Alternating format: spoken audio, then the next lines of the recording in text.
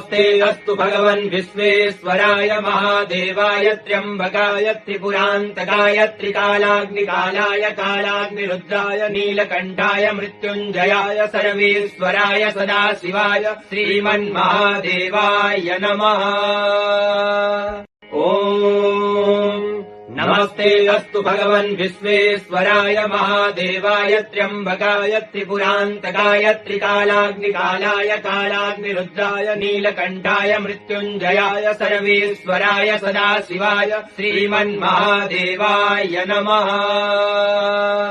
ॐ नमस्ते अस्तु भगवन् विश्वेश्वराय महादेवाय त्र्यम्बकाय त्रिपुरान्तकाय त्रिकालाग्निकालाय